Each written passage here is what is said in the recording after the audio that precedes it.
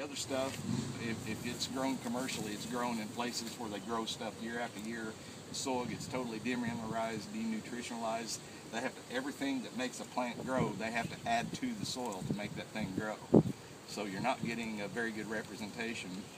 Not only that, the actual plant that you're eating is a product of years up to hundreds, and sometimes in like corn, thousands of years of selective breeding. And so to commercially produce a crop, they select for a very narrow range of characteristics. They want uniformity, they want large size, they want color, and they want shelf life.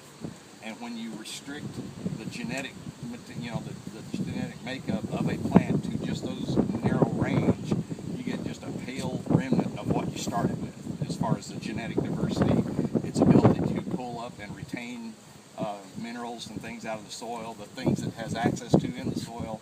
So as much of this stuff as you can put in your body, you're not just eating food, you're eating medicine. And I always try to tell people, incorporate as much of that as you can. Wild game, there's a lot of hunters that do that stuff too. Those animals ate that stuff instead of some horrible mix of waste and whatever it is they feed in a commercial setting.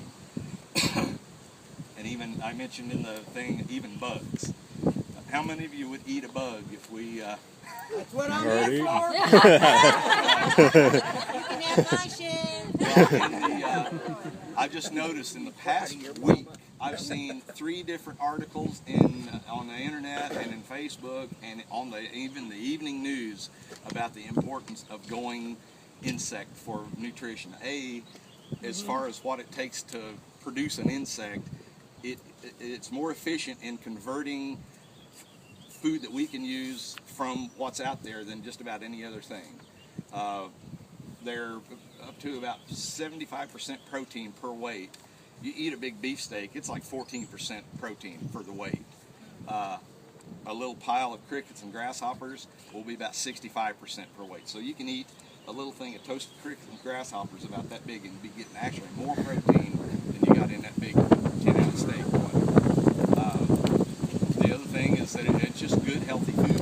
And so many people have starved to death out in the wild because they either didn't know or couldn't get over the psychological and cultural barrier of making themselves eat that stuff because it's so foreign to us. And we're the only culture in the world that doesn't eat that. You know, the Western culture is so tied into just a narrow range of foods they find acceptable. But, and I talk about this all the time, and I get people saying, yeah, I was over in China, and you go to somebody's house, and on the coffee table there's the bowl of, at your house it would be mixed nuts. Over there it's toasted crickets and grasshoppers. That's their snack food. That's what Angelina Jolie, her son, she has to watch him because he loves them so much, she has to limit him as to how many crickets he can eat. Yeah, I mean, it's so high protein, you can, I mean, you don't eat, if you really stuff yourself on that, you almost get too much protein at once. And you do need calories too, and that's another thing I talk about in as far as subsistence food. When you're out trying to live on what's out there, what do you think the hardest thing to get is in your body? Calories. And it's not protein. You can get protein from insects and the muscle meat from animals and stuff, but it's actual fat calories. It's the hardest thing in your world to produce out there, because you think of a deer compared to a cow. A cow up to 40-45%